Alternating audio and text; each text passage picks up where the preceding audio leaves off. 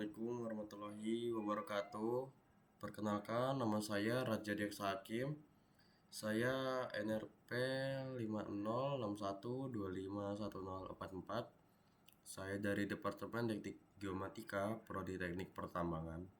Jadi saya akan mempresentasikan sebuah chapter dari 1 sampai 3. Mulai dari chapter 1 yang mengenai judul pengantar geologi, lempeng tektonik, dan konsep penting.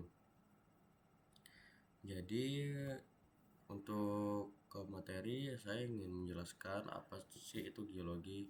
Jadi geologi itu kayak ilmu yang mempelajari tentang bumi, terus material, terus struktur, proses, dan sejarah-sejarahnya. Untuk definisikan kayak kata geologi itu berasal dari Yunani yang seperti geo atau berarti itu bumi, dan secara umum geologi itu kayak ilmu yang mempelajari tentang bumi, terus bahan-bahan penyusun, terus fitur dan struktur yang ditemukan di bumi, serta kayak mempengaruhi proses-proses caranya. Baik, jadi saya akan em, mulai dari bumi yang menyediakan segalanya. Jadi bumi, kita memiliki ketergantungan pada bumi, di mana bumi menyediakan bahan-bahan serta sumber daya energi. Nah, untuk mendukung keperluan yang kita butuhkan untuk bertahan hidup, serta benda buatan manusia bergantung pada hasil bumi. Bahkan sebuah pensil, eh, pokoknya itu bumi itu sudah lama mengumpulkan material yang sangat berharga. Kini kita bisa dimanfaatkan oleh manusia. Nah, terus apabila kita mempelajari dan memahami lebih lanjut mengenai proses dan juga mekanisme bumi, maka kita akan mendapatkan kebutuhan tersebut. Nah, kayak sesuai yang keinginan kita gitu. Bahkan menjaga pasokan pasir dan kerikil untuk keperluan konstruksi bahan pada geologi. Nah, terus kayak sistem ekonomi berhadapan Barat saat ini bergantung pada sumber energi yang melimpah dan murah. Hampir juga semua kendaraan dan mesin kita ditenagai oleh minyak bumi. Nah, minyak bumi juga batu bara ataupun tenaga nuklir yang bergantung pada sumber energi yang tersebar yang tidak merata di bumi. Ekonomi Amerika Serikat khususnya bergantung pada minyak bumi sebagai sumber energi yang murah. Dalam beberapa dekade juga Amerika Serikat telah menghabiskan sebagian besar cadangan bumi yang diketahui oleh negaranya, yang membutuhkan waktu ratusan bahkan jutaan tahun untuk menyimpan minyak di dalam bumi. Amerika Serikat dan kebanyakan negara industri lainnya juga kini sangat bergantung pada minyak impor. Ketika juga harga bahan bakar melonjak, orang-orang yang tidak menyadari bahwa minyak bumi ini adalah sumber daya yang tidak dapat diperbarui, menjadi kesal dan dengan cepat menyalahkan perusahaan minyak, politisi, dan negara-negara yang berpenghasil minyak. Jadi seberapa banyak sih sumber daya yang kita gunakan untuk menuntut Institut Informasi Mineral untuk setiap orang yang tinggal di Amerika Serikat 18.000 kilogram atau sekitar juga 40.000 pon untuk konversi metrik, lihat lampiran. Sumber daya ini tidak termasuk sumber daya energi ditambang setiap tahun. Jumlah komoditas yang ditambang adalah 4.400 kilogram batu, terus 3.500 kilogram pasir, dan 325 kilogram kapur untuk semen. Terus ada juga 165 kilogram untuk tanah liat dan 165 kilogram untuk pasir. Terus ada juga 165 gram untuk garam, terus 760 kilogram non logam lainnya, dan masih banyak lainnya. Jadi saya ingin membahas lanjut ke melindungi lingkungan. Jadi tuntutan kita lebih banyak energi dan logam di masa lalu telah mendorong kita untuk mengekstraknya tanpa memperhatikan dampak terhadap keseimbangan alam di bumi, dan oleh karena itu terhadap kita penghuni bumi. Penambangan batu bara jika dilakukan secara sembarangan, misalnya dapat melepas asam ke dalam persediaan air, memahami geologi tanpa membantu kita mengurangi atau mencegah kerusakan lingkungan tanpa seperti pemahaman tersebut dapat digunakan untuk menentukan sumber daya tersebut sejak awal.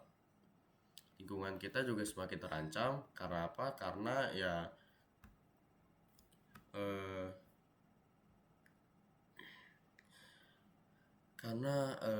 sumber daya yang tidak terbarukan, berikut juga kayak endapan minyak dan logam tidak tumbuh kembali setelah dipanen.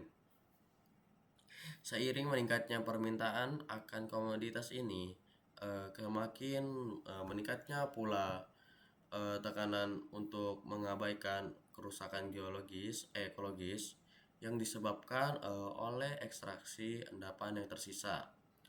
Untuk permasalahan yang diperlibatkan minyak bumi menggambarkan kayak perusahaan minyak itu mempekerjakan ahli geologi untuk menemukan ladang minyak baru, sementara masyarakat dan pemerintah bergantung pada ahli geologi lain untuk menilai potensi dampak lingkungan dari pengambilan minyak, dari pengambilan tanah, pengangkutan minyak bumi, dan pembuangan limbah beracun dari produk minyak bumi.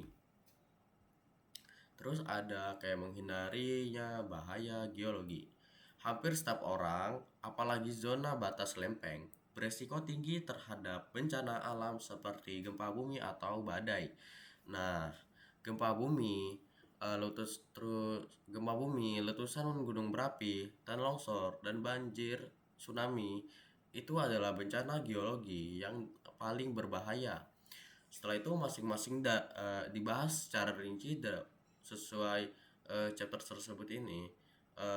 Sini akan memberikan beberapa contoh untuk menggambarkan peran geologi. Jadi sebelum 26 Desember 2004 ada bencananya tsunami.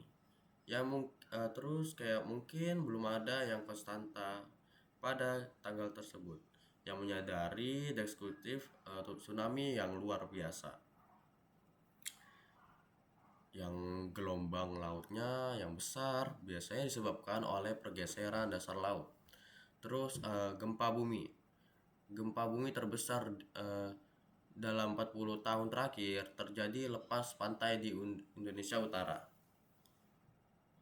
meluas di Provinsi Banda Aceh, dan akan menjadi bencana besar tersendiri. Namun gempa bumi ini juga dibayangin oleh tsunami yang menyusulnya. Tsunami yang disebabkan oleh gempa bumi tersebut mulai terbentuk ketika sebagian besar dasar laut bergeser di sepanjang pertahan. Terus energi yang ditransfer menjadi gelombang laut sangat besar. Tsunami memancar ke arah dari dasar laut yang bergeser. Ombak besar menghantam garis pantai Indonesia hampir seketika, yang menambah ribuan korban jiwa akibat gempa bumi tersebut. Baik, jadi saya akan memahami lingkungan sekitar kita. Kayak manusia itu mempunyai sifat yang ingin memiliki segalanya. Sebagian juga besar dari kita merasa puas dengan memahami sejarah, budaya, dan keluarga kita. Bagaimana pemerintah berfungsi atau tidak berfungsi. Musik dan seni juga membantu menghubungkan perasaan kita dengan apa yang telah kita temukan melalui hidup kita.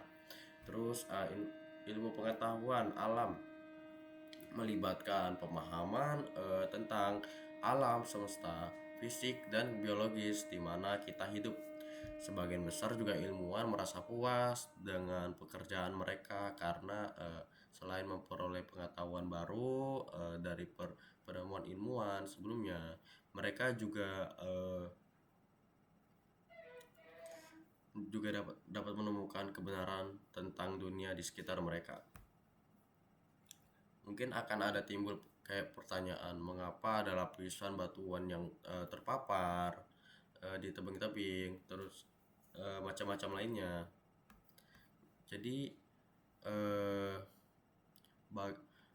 setelah menyelesaikan kursus geologi fisik, kita itu dapat dapat memahami jenis-jenis lengkap gitu yang lain terbentuknya. Mungkin mulai dari sistem bumi. Jadi energi yang eh, luar biasa yang dilepaskan oleh gempa bumi atau gunung berapi adalah hasil dari gaya-gaya di dalam bumi yang menggerakkan batuan padat. Gempa bumi dan gunung berapi hanyalah dua konsekuensi dari perubahan bumi yang sedang berlangsung. Cekungan samudra terbuka dan menutup. Pegunungan naik dan arus karena pelapukan. Tetapi proses ini sangat efektif. Kenapa? Karena sangat mempelajari bagaimana bumi bekerja, bisa sama menariknya dengan menonton pertunjukan teater-teater besar. Untuk tujuannya kayak membantu memahami bagaimana kayak lebih tepatnya kita itu kayak memusatkan perhatian pada geologi fisik yang merupakan cabang geologi yang berhubungan dengan material bumi. Perubahan di permukaan dan interior bumi, serta gaya dinamis yang menyebabkan perubahan tersebut. Dengan kata lain, geologi fisik adalah kayak tentang bagaimana bumi bekerja. Terus ada lagi namanya konsep penting dalam geologi fisik.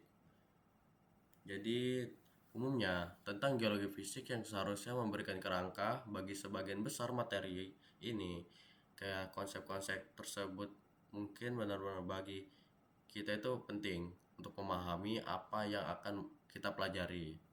Jadi mungkin yang kita tahu itu memperluas dan memperkuat pemahaman untuk materi dasar itu kita tuh akan sangat paham tentang tektonik lempeng. Mungkin kayak bumi dapat divisualisasikan sebagai mesin raksasa yang dipergerakkan oleh dua manusia, satu interior dan satu eksternal.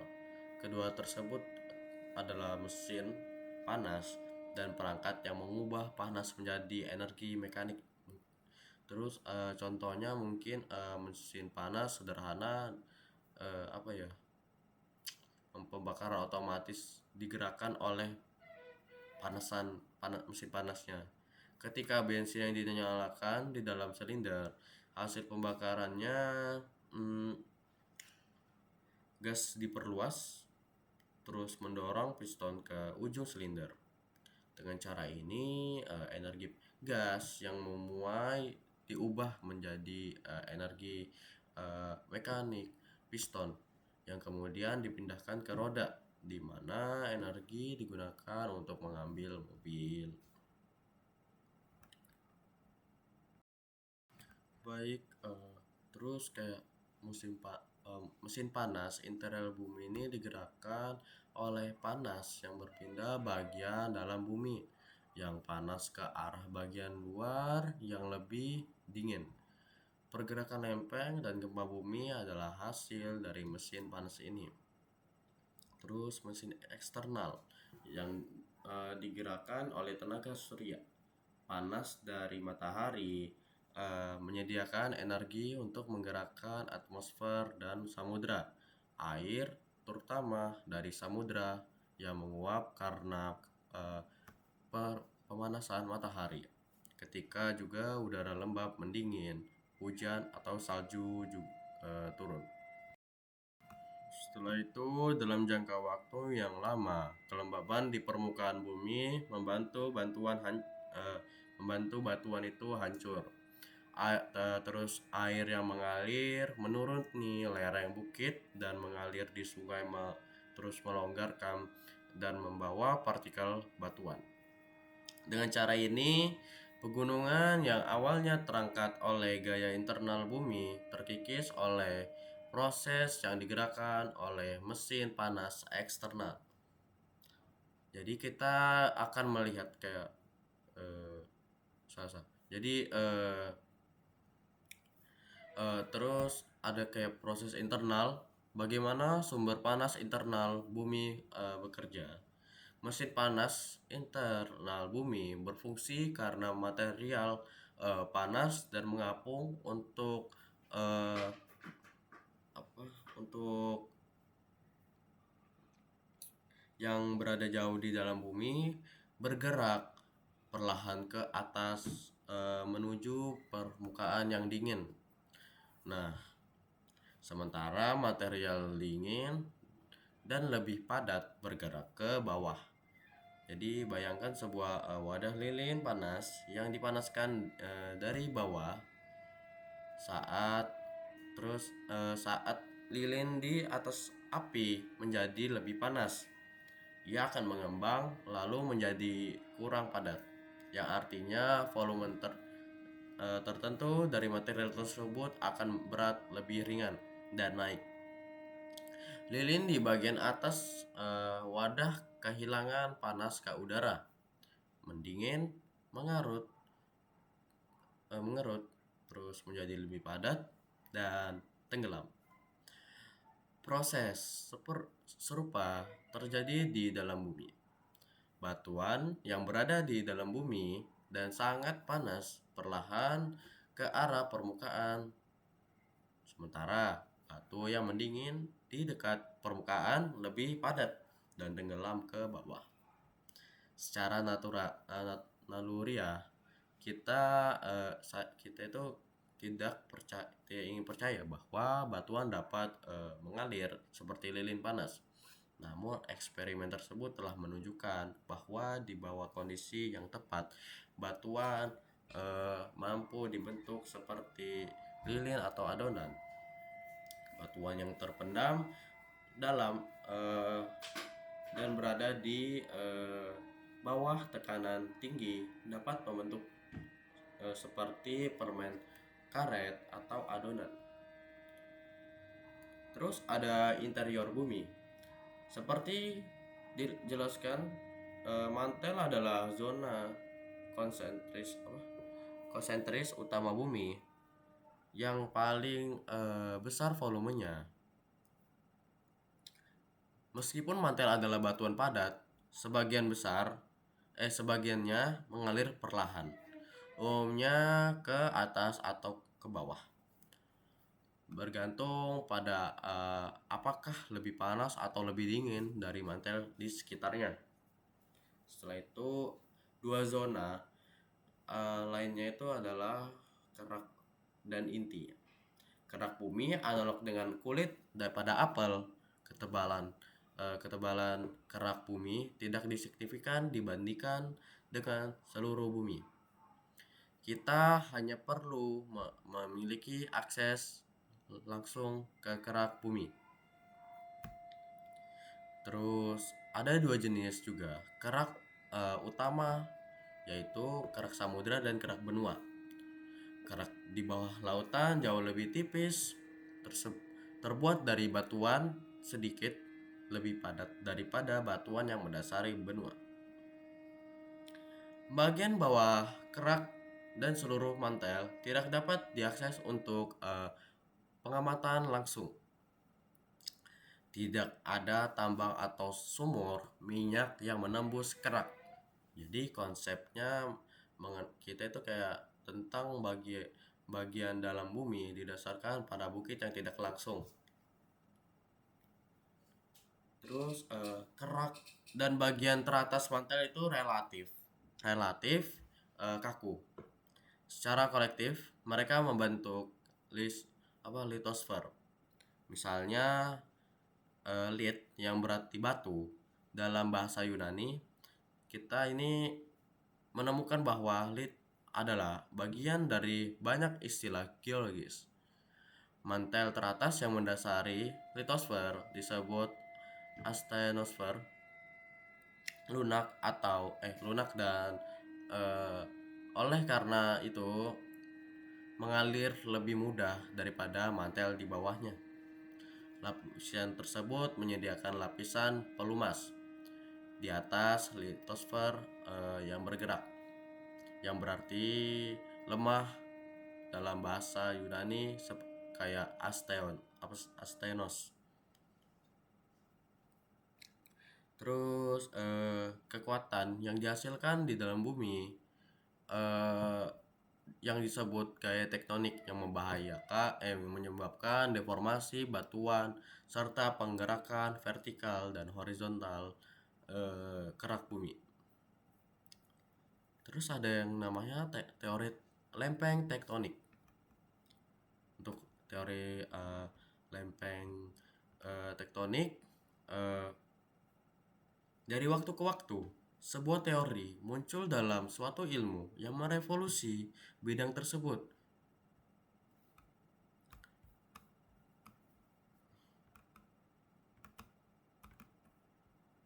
Dalam penggunaan umum, kata teori digunakan untuk para ilmuwan disebut hipotesis. Sementara terhadap suatu pertanyaan atau solusi untuk suatu masalah, dari tektonik lempeng sama pentingnya bagi geologi seperti teori relativitas, bagi fisika, teori atom, bagi kimia, atau evolusi bagi geologi. Teori tektonik lempeng yang sangat ini diterima oleh hampir semua ahli geologi adalah teori pemersatu yang menjelaskan bagaimana fenomena geologi yang tampaknya tidak berhubungan. Mungkin beberapa fenomena berbeda yang dijelaskan oleh tektonik lempeng mengalami adalah di mana dan mengapa kita mengalami gempa bumi, gunung berapi dan sabuk penggunungan, terus palung laut dalam dan punggungan tengah samudra.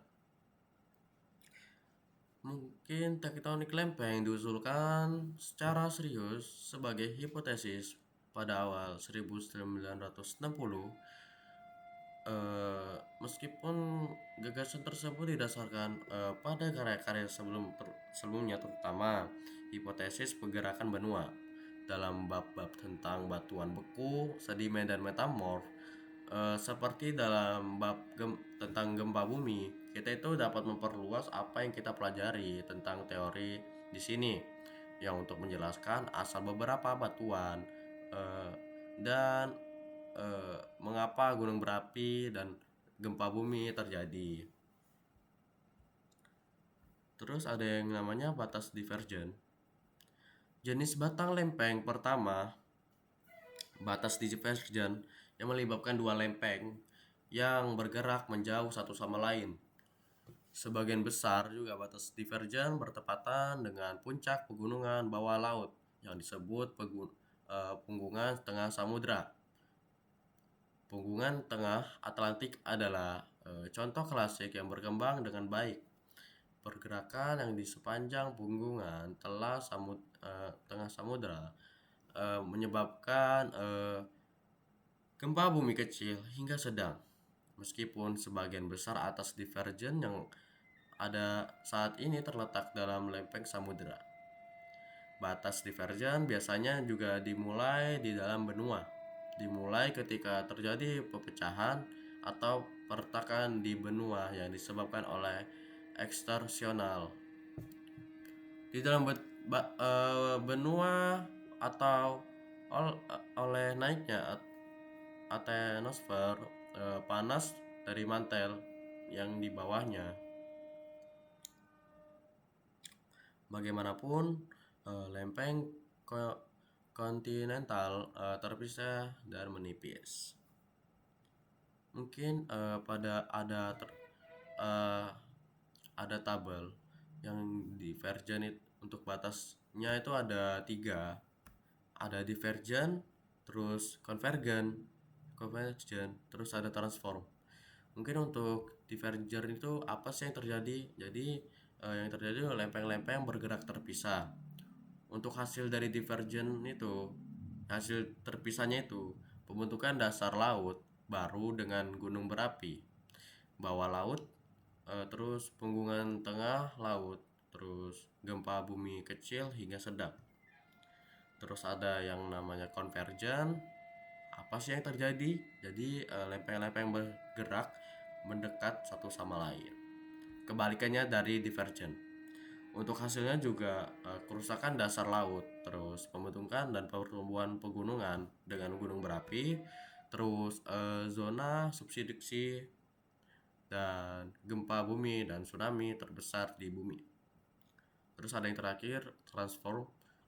Apa sih yang terjadi dari transform itu? Kayak lempeng-lempeng bergerak ke samping melewati satu sama lain.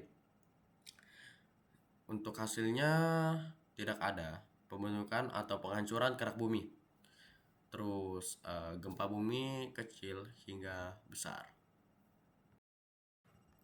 Baik, jadi saya akan melanjutkan sebuah bab 2 yang mengenai interior bumi dan kebutuhan geofisika. Baik, jadi ada mulai dari batuan yang mempelajari secara langsung oleh geologi di tempat hanyalah batuan kerak, terus dan batuan bumi yang hanyalah lapisan tipis batu yang menyumbang kurang dari 1% volume total bumi.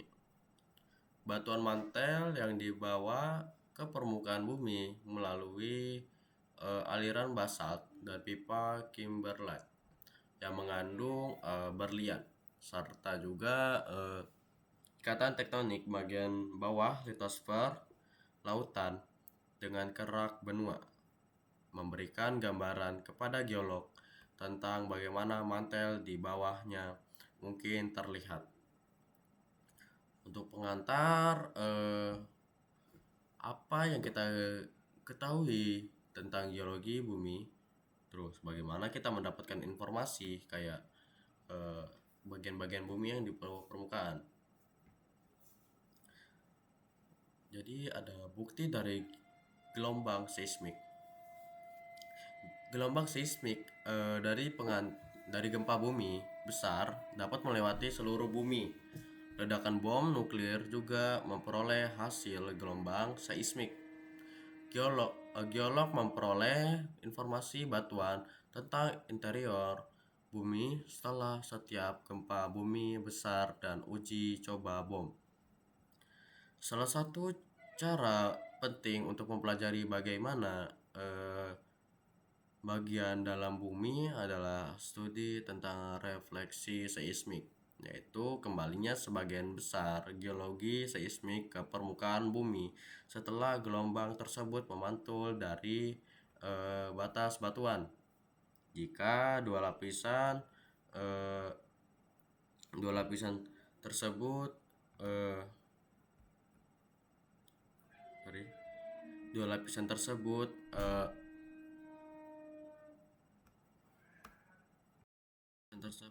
dengan kepadatan yang berbeda dapat dipisahkan oleh batas yang cukup tajam. gelombang juga seismik akan memantul dari batas tersebut, sama seperti cahaya memantul dari cermin. Gelombang yang dipantulkan ini terekam pada seismogram yang menunjukkan waktu yang dibutuhkan gelombang untuk mencapai batas, memantul darinya, dan kembali ke permukaan. Dari waktu yang diperlukan untuk perjalanan bolak-balik, geolog menghitung kedalaman batas gitu. Metode lain yang digunakan untuk menentukan batas batuan adalah studi tentang refraksi seismik yang pembelokkan gelombang seismik saat melewati batas antar dua material, yang mirip dengan cara gelombang cahaya membelok saat melewati lensa kacamata. Saat gelombang seismik menabrak batas batuan, sebagian besar energi gelombang melewati batas tersebut. Saat gelombang berpindah dari satu lapisan batuan ke lapisan lain, arahnya berubah. Nah, perubahan ini atau refraksi hanya terjadi jika kecepatan gelombang seismik berbeda di setiap lapisan, yang umumnya terjadi jika batuan berbeda dalam densitas atau kekuatan. Terus ada kerak bumi. Jadi, studi gelombang seismik telah menunjukkan bahwa kerak bumi lebih tipis di bawah laut daripada di bawah benua.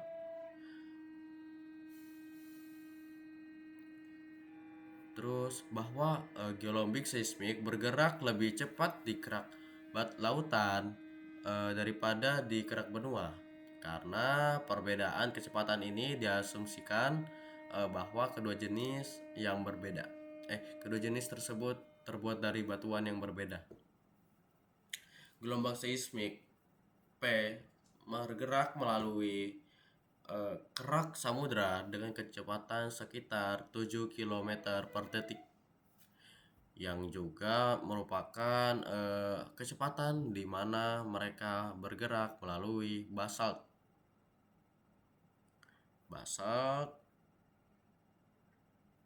dan gabbro atau kayak setara butir kasar dan dari basalt. Sampel batuan yang diambil dari dasar laut oleh kapal oceanografi membuktikan bahwa bagian atas kerak samudra terdiri dari basalt dan menyarankan bahwa bagian bawahnya adalah gabbro. Kerak samudra memiliki ketebalan rata-rata 7 km atau 4,3 mil, bervariasi antar 5 hingga 8 km. Terdapat tabel karakteristik kerak benua dan samudra. Mulai dari pertama ada kriteria kerak benua dan samudra. Untuk rata-rata ketebalan dari kerak benua sekitar 30 hingga 50 km. Terus untuk rata-rata ketebalan ketebalan kerak benua sekitar 30 hingga 50 km. Ketebalan kerak samudra sekitar 7 km. Terus untuk kecepatan kerak benua sekitar 6 km per detik. Terus kerak samudra kecepatan gelombangnya 7 km per detik. Terus kemungkinan komposisi yang terdapat kerak benua yaitu granit. Kalau kemungkinan komposisi yang terkandung di kerak samudra itu adalah basalt. Untuk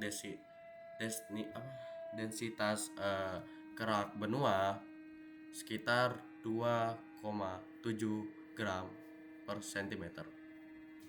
Untuk kerak samudra densitasnya 3 gram.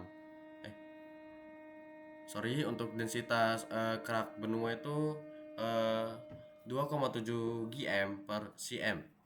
Untuk densitas kerak samudra 3 gm per cm. Gelombang seismik P bergerak lebih lambat melalui kerak benua sekitar 6 km per detik dengan kecepatan yang sama saat melewati granit dan grenis. Kerak benua juga sering disebut granitik, tetapi istilah ini harus ditempatkan dalam tanda kutipan karena sebagian besar batuan yang terpapar di daratan bukanlah granit. Kerak bumi yang sangat bervariasi dan kompleks terdiri dari dasar kristalin yang terdiri dari granit, batuan plutonik dan eh, eh, dan grenis serta schist. Semua ditutupi oleh lapisan batuan sedimen seperti krim pada kue. Karena istilah batuan tunggal tidak dapat secara akurat menggambarkan kerak yang begitu bervariasi dalam komposisi. Beberapa ahli geologi menggunakan istilah felsic atau batuan tinggi, feldspar, dan silikon untuk kerak benua, dan mafic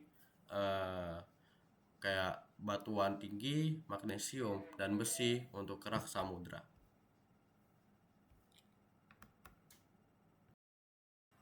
Baik, jadi ada namanya mantel bumi. Jadi untuk cara gelombang seismik melewati mantel, geolog perlu meyakini bahwa mantel seperti kerak yang terbuat dari batuan padat. Magma lokal yang terdiri dari batuan cair, mungkin terdapat sebagian kantong-kantong terisolasi cairan baik di kerak maupun mantel atas. Tetapi sebagian besar juga mantel tampaknya padat karena gelombang P berjalan dengan kecepatan sekitar 8 km per detik yang di mantel atas. Sepertinya mantel terbuat dari jenis batuan yang berbeda dari kerak samudra atau kerak benua. Hipotesis terbaik yang dapat dibuat oleh para geolog tentang komposisi mantel atas adalah bahwa mantel atas terdiri dari batuan ultramafik seperti peridotit. Batu ultramafik adalah batu beku padat yang terdiri utama dari mineral ferromagnesian seperti olivin dan pyroxene. Beberapa batu ultrafik juga mengandung garnet dan feldspar sangat jarang ditemukan di mantel. Terus ada lagi inti bumi. Jadi data gelombang seismik memberikan utama keberadaan inti bumi. Gelombang seismik tidak mencapai area tertentu di sisi berlawanan bumi dari gempa bumi besar.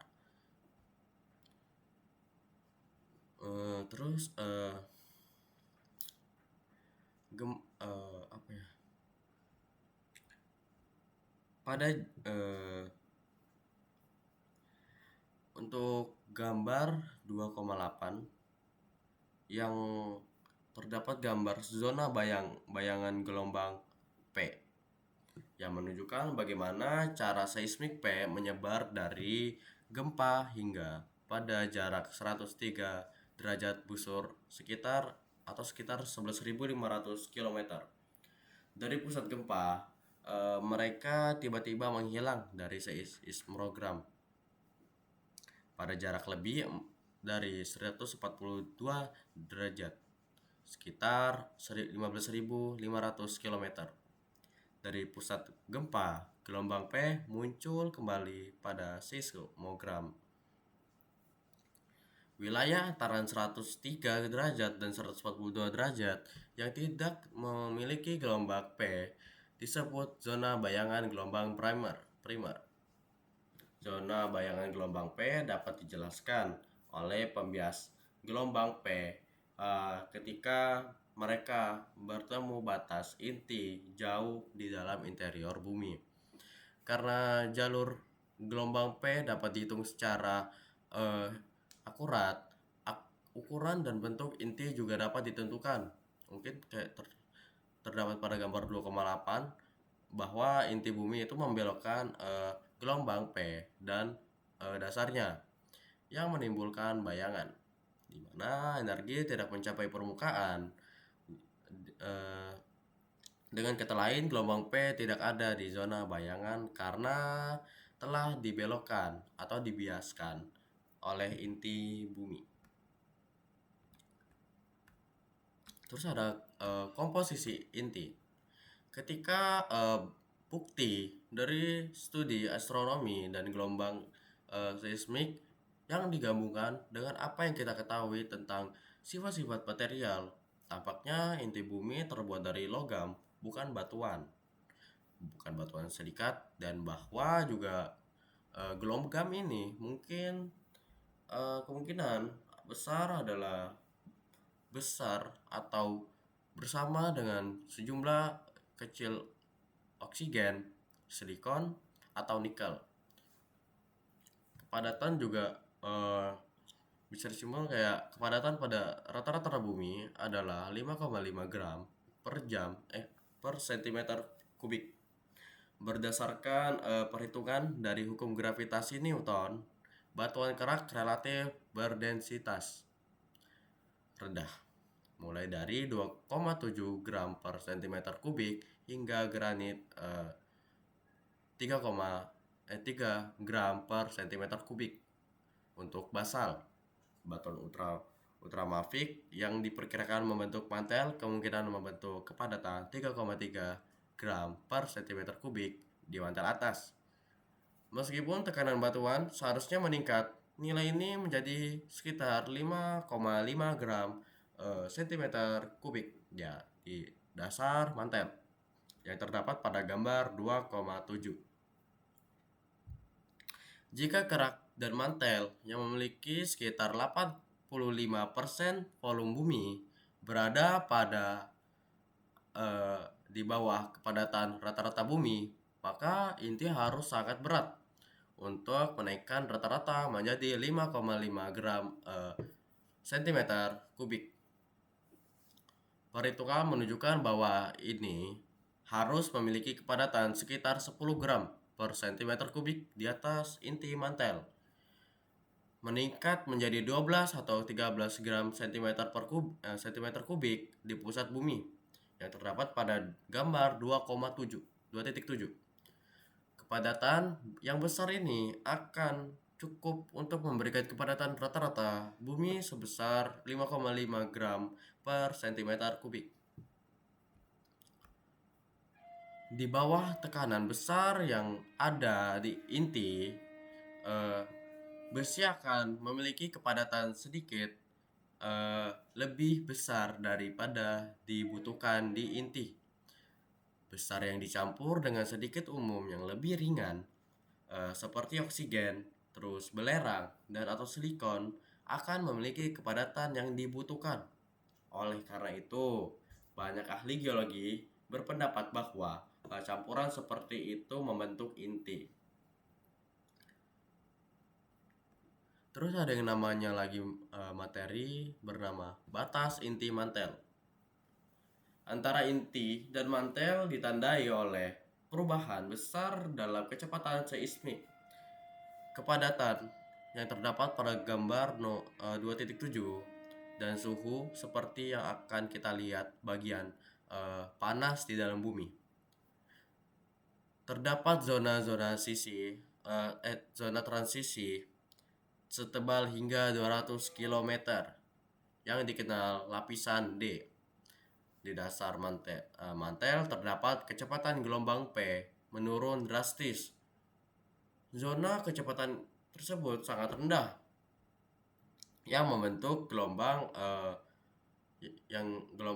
pembatasan inti mantel yang mungkin disebabkan oleh panas sebagian meleleh.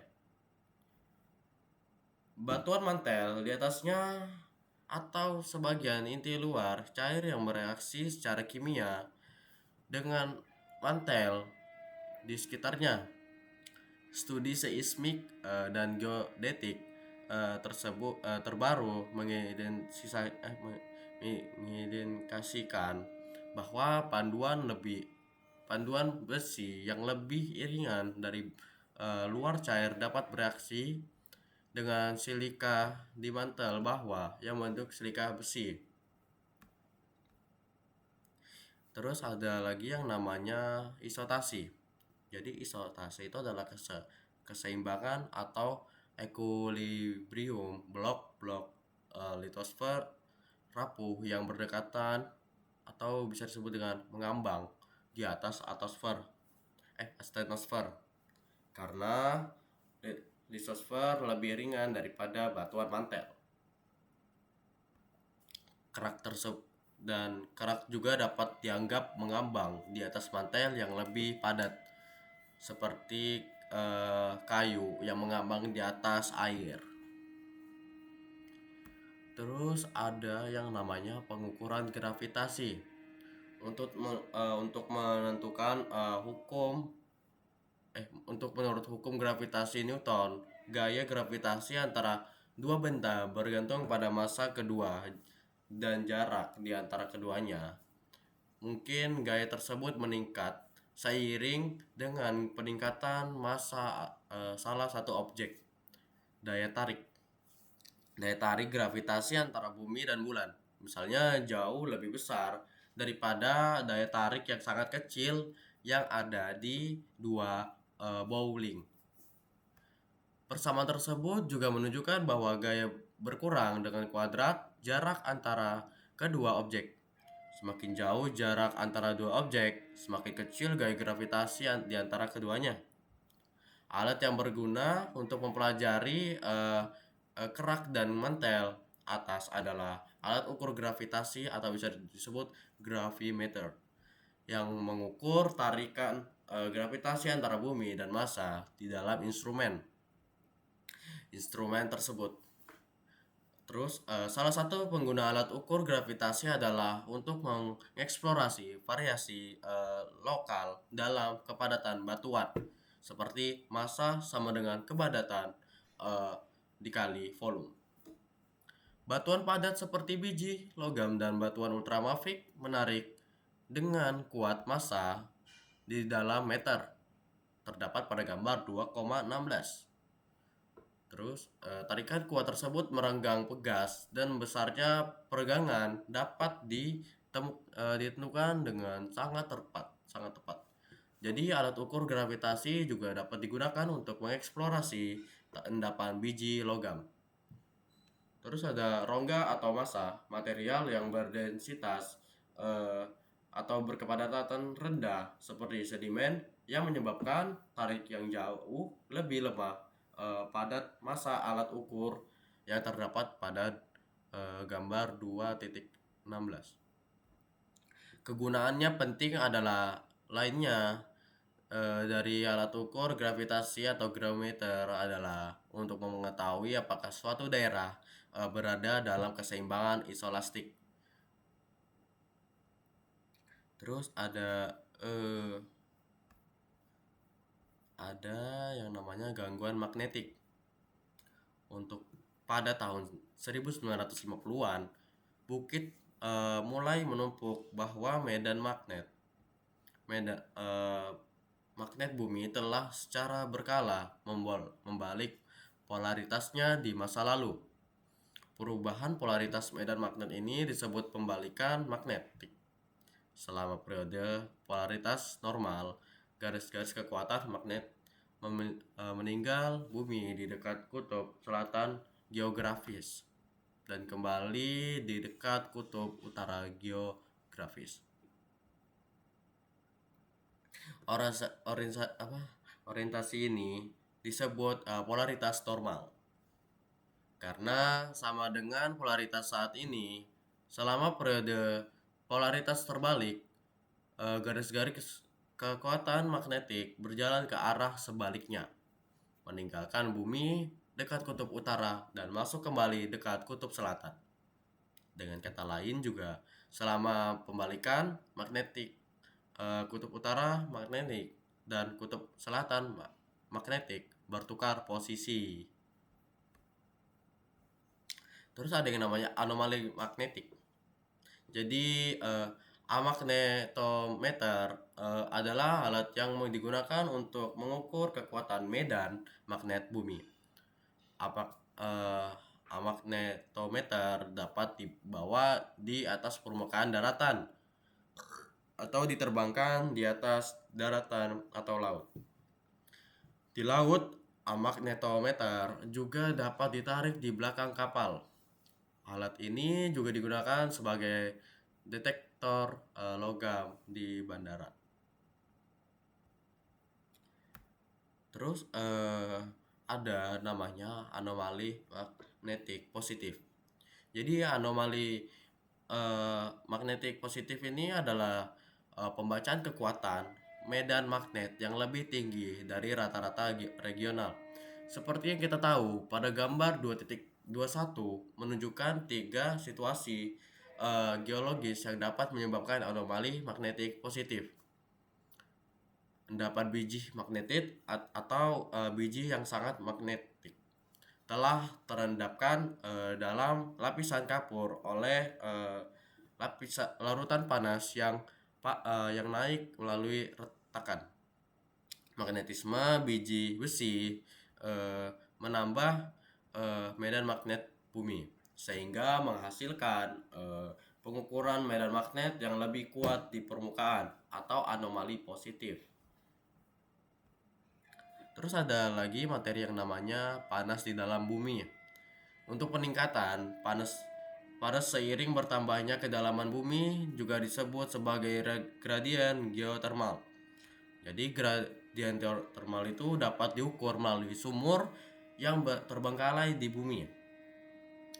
Yang terbengkalai atau di permukaan laut yang menggunakan alat yang didesain khusus untuk dimasukkan ke dalam lumpur.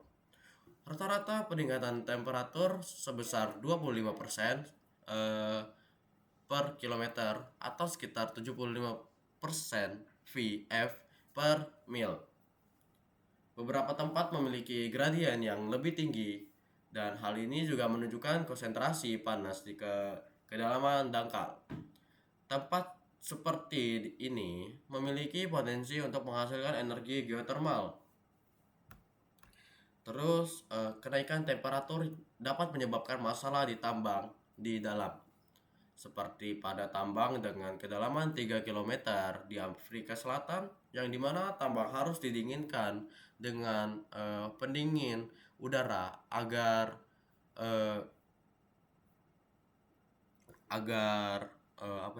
penambang dapat bertahan.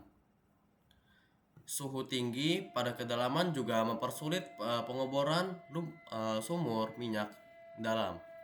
Sumur yang dapat dibor hingga kedalamannya mencapai 7 atau 8 km harus melewati batu dengan panas 200 derajat Celcius.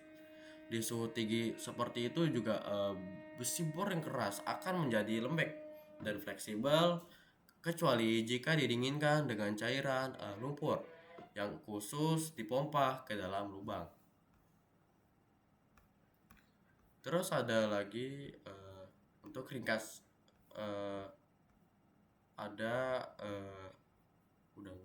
terdapat selesai.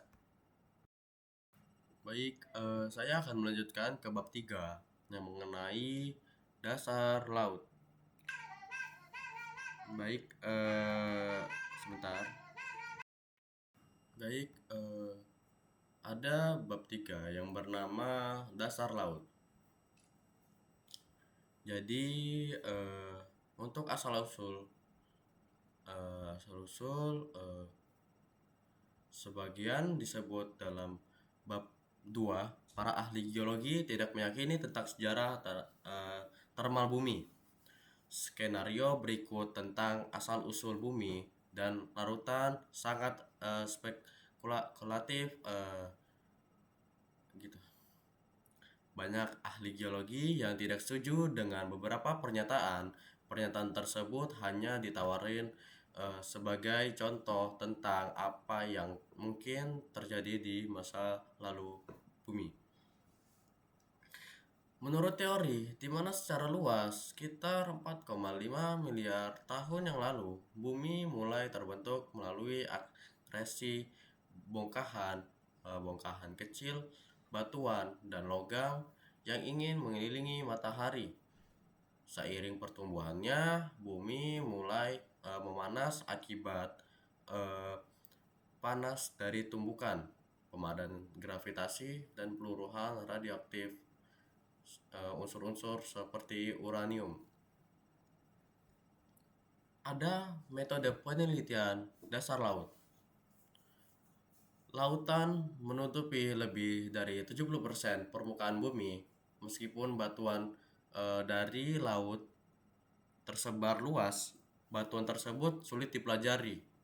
Ahli geologi harus mengandalkan sampel batuan kecil yang diambil dari dasar laut dan di bawah ke permukaan, atau mereka harus mempelajari batuan tersebut secara tidak langsung melalui instrumen di atas kapal.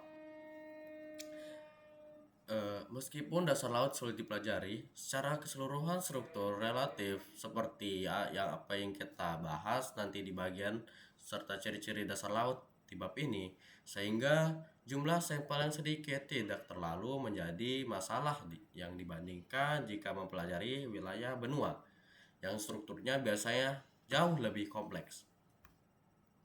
Studi tentang batuan dasar laut, sedimen, dan topografi memberikan sebagian besar informasi yang mengarah pada konsep lempeng tektonik, sampel batuan dan sedimen yang dapat diambil dari pasar laut beberapa cara. Batuan dapat dipecah dari dasar laut dengan pengeruk batuan, yaitu wadah baja terbuka yang ditarik di dasar laut dengan ujung kabel. Sedimen dapat diambil sampelnya dengan corer pipa baja yang berbobot yang dijatuhkan vertikal ke dalam lumpur dan pasir di dasar laut. Baik batuan maupun sedimen dapat diambil sampelnya melalui pengoboran dasar laut. Terus ada yang namanya landas kontinen lereng benua. Hampir semua tepi benua ditandai oleh landas kontinen yang landai di dekat pantai dan lereng benua yang lebih curam yang mengarah ke dasar laut dalam. Terdapat pada gambar 3.6 seperti landai dan benua dan lereng benua. Lereng benua yang sebenarnya hanya memiliki kemiringan 4 atau 5 derajat, tetapi eksagerasi vertikal yang besar pada gambar gambar ini membuatnya tampak miring sekitar 60 derajat. Terus untuk gambar 3.7 paparan benua yang terletak di atas kerak bumi dan kenaikan benua yang terletak di atas kerak samudra. Terus gambaran seperti apa ya? Ada gambaran seperti 3.5 yang menentukan punggungan tengah samudra terbagi ada dua, kayak lembah yang di atas punggungan tengah samudra ini terdapat lembah retakan. Baik, saya akan melanjutkan lagi. Ada yang namanya landas kontinen dan lereng benua. Hampir semua tepi benua ditandai oleh landas kontinen yang di dekat pantai dan lereng benua. Saya salah. Jadi landas kontinen sebuah platform bahwa laut dangkal di tepi benua miring sangat landai ke arah laut. Umumnya pada sudut 1 derajat. eh, Lebar landas kontinen bervariasi. Di pantai Pasifik Amerika Utara, landas kontinen hanya selebar beberapa kilometer. Namun di lepas-lepas pantai Newfoundland di Samudra Atlantik yang lebarnya sekitar 500 kilometer. Terus sebagian dari rak di Samudra Arktik di lepas pantai di Serbia dan Eropa Utara. Bahkan kedalaman air di atas landas kontinen cenderung meningkat secara teratur menjauh dari daratan. Dengan tepi luar landas kontinen sekitar 100 hingga 200 meter hingga kayak bisa diperhitungkan 328 hingga 656 kaki di bawah permukaan laut. Landas kontinen adalah fitur topografi yang ditentukan oleh kedalaman, kerataan, dan kemiringan yang landai ke arah laut. Asal-usul geologinya bervariasi dari satu tempat ke tempat lain dan berkaitan dengan lempeng tektonik. Jadi landas kontinen ini juga di dunia biasanya ditutupi dengan sedimen relatif muda yang banyak kasus berasal dari daratan. Sedimen biasanya berupa pasir di dekat pantai yang dasarnya dangkal dan dipengaruhi oleh aksi gelombang. Lumpur berbutir halus biasanya diendapkan lebih di lepas pantai di daerah yang lebih dalam dan lebih tenang air. Bagian luar rak yang lebar sering kali ditutupi dengan lapisan kasar sedimen yang diendapkan di dekat pantai pada saat air laut sedang surut ke permukaan laut. Kemajuan dan kemundurnya glacier benua selama zaman Pleistocene yang menyebabkan permukaan laut naik dan berkali-kali lipat 100 hingga 200 meter. Hal ini juga dapat mengakibatkan sejarah yang kompleks di sedimentasi di landas kontinen saat keduanya bergantian tertutup air laut dan terekspos sebagai daratan kering. Terus saya akan menjelaskan lagi mengenai ngarai kapal selam. Ngarai bawah laut adalah lembah terbentuk V yang melintasi landas kontinen dan menuruni lereng benua. Di landas kontinen yang sempit seperti di lepas pada Pasifik di Amerika Serikat, kepala ngarai bawah laut yang mungkin sangat dekat dengan pantai sehingga berada di dalam zona selancar. Di lebar rak-rak pantai seperti yang ada di lepas pantai Atlantik Amerika Serikat, hulu ngarai yang biasanya bermula di dekat tepi luar landas kontinen puluhan kilometer dari pantai. Endapan sedimen berbentuk kapas besar yang disebut kipas abisal yang ditentukan di dasar banyak ngarai bawah laut. Kipas abisal yang terdiri dari sedimen yang berasal dari daratan dan tengah yang bergerak menuruni ngarai bawah laut. Di sepanjang tepi benua yang dipotong oleh ngarai bawah laut, banyak kipas abisal yang menyatu dapat terbentuk di dasar lereng benua. Terus ngarai bawah laut merupakan fitur erosi. Nah, tetapi bagaimana batuan dan sedimen dapat dihilangkan dari ngarai yang berdinding curam tersebut masih kontroversial. Agen erosi kemungkinan bervariasi dalam tingkat kepentingan relatif dari suatu ngarai ke ngarai lainnya.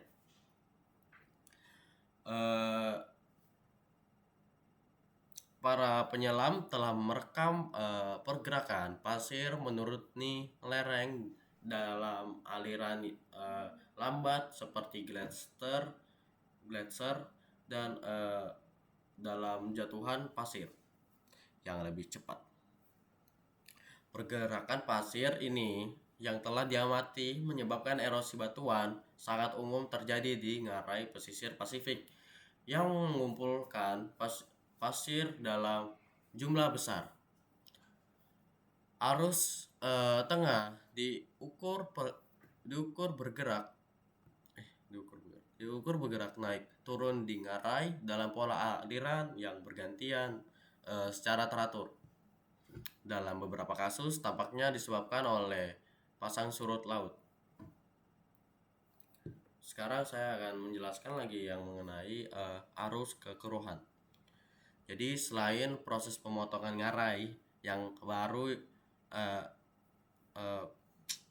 kini ada peran utama dalam erosi ngarai.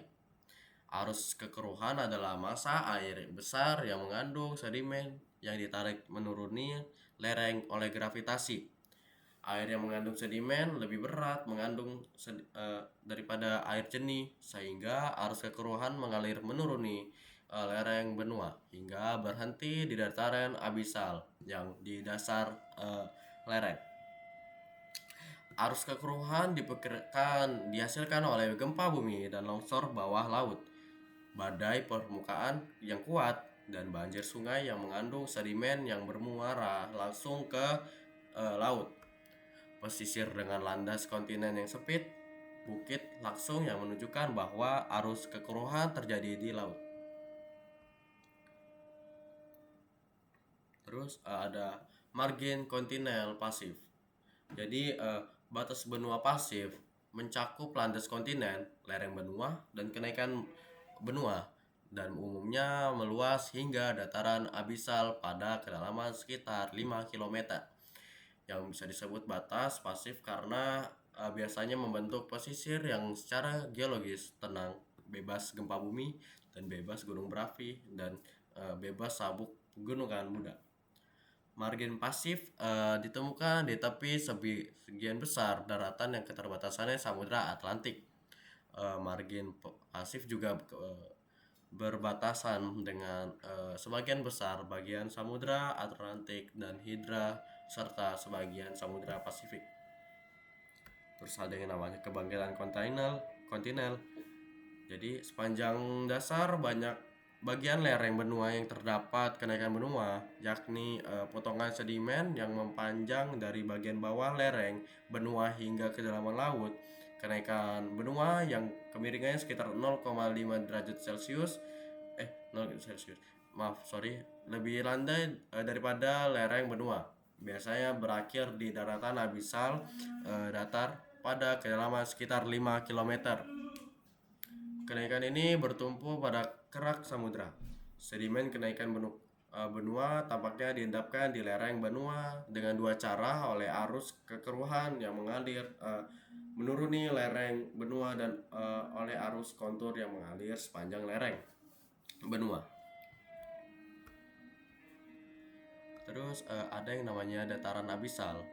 Jadi dataran abisal itu adalah wilayah yang sangat datar yang biasanya ditemukan di dasar kenaikan benua. Dataran abisal adalah fitur paling datar di bumi. Untuk profil seismik telah menunjukkan bahwa dataran abisal terbentuk dari lapisan sedimen horizontal. Dataran ini umumnya juga memiliki kemiringan kurang dari 1:1000. Atau bisa disebut kemiringan vertikal kurang dari 1 meter untuk 1000 meter jarak horizontal, dan memiliki beberapa kemiringan hanya 1:10.000. Untuk sebagian besarnya, dataran abisal juga memiliki kedalaman 5 km. Untuk margin kontinental aktif, batas benua aktif biasanya ditandai oleh gempa bumi dan pegunungan muda serta gunung berapi di dataran yang terdiri dari paparan benua, lereng benua, dan palung samudra. Terus ada yang namanya palung samudra. Nah, yang tadi. Jadi palung samudra itu adalah sempit dan dalam yang sejajar dengan tepi benua atau busur kepulauan, atau juga garis lengkung pulau seperti Kepulauan Aleut dan Jepang. yang sepertinya yang ditunjukkan pada gambar 3.14 yang terdapat distribusi palung samudra. Palung samudra yang di sebelah benua yang menandai batas benua yang aktif dan batas lempeng konvergen. Lereng benua pada tepi aktif membentuk dinding palung di bagian dataran kecuramannya yang seringkali meningkat seiring bertambahnya kedalaman. Palung samudra yang memanjang seringkali 8 hingga 10 km. Jauh melebihi kedalaman rata-rata dataran abisal di tepi Pasif. Titik terdalam di bumi lebih dari 11 km di bawah permukaan laut, berada di palung samudra di barat daya Samudra Pasifik. Terus ada lagi namanya punggungan tengah samudra. Jadi punggungan tengah samudra itu adalah punggungan bawah laut raksasa yang membentang mengelilingi dunia seperti jahitan pada bola bisbol. Punggungan tersebut yang sebagian besarnya terdiri dari batuan basal yang memiliki panjang lebih dari 80.000 km. Lembah retakan tempat kerak bumi mengalami perluasan membentang di sepanjang puncak punggungan. Terus ada yang namanya aktivitas geologi di punggungan. Terkait dengan lembah retakan di punggungan tadi, terdapat gempa bumi fokus dangkal dari 0 hingga 20 km di bawah dasar laut. Pengukuran kehilangan panas dari interior bumi telah menunjukkan aliran panas sangat tinggi di puncak punggungan Samudra Tengah. Letusan basal terdapat di dalam dan di dekat lembah retakan puncak punggungan. Punggungan tengah samudra ditandai oleh garis-garis mata panas yang membawa dan mengendapkan logam. Terus ada yang terus lanjutin, ketika air panas yang kaya logam bersirkulasi bersentuhan dengan air laut, nah mineral sulfida metalik diendapkan di dalam gundukan seperti cerobong asap yang di sekitar sumber air panas. Terus ada yang namanya biologis di punggungan. Jadi keberadaan organisme eksotis penghuni dasar laut di sekitar sumber air panas. Organisme ini hidup pada bakteri tumbuh subur yang dengan mengoksidasi hidrogen sulfida dari sumber air panas. Terus ada zona fraktur. Zona patahan adalah garis kelemahan utama di kerak bumi yang melintasi punggungan tengah samudra pada sudut yang kira-kira tegak lurus. Lembah retakan punggungan tengah samudra diimbangi banyak tempat seluruh zona fraktur. Gempa bumi fokus dangkal dengan zona patahan, nah tetapi terbatas pada zona patahan di antara segmen lembah retakan, atau bisa disebut dengan patahan transformasi. Terus ada namanya sedimen laut. Jadi sedimen laut bersifat terigines atau yang berasal dari daratan atau pelagis yang mengendap perlahan melalui air laut. Sedimen terigines itu sebagian besar membentuk kenaikan benua dan dataran abisal yang diendapkan oleh arus turbiditas. Sedimen pelagis terdiri dari lempung yang berbutir halus dan kerangka organisme mikrofis.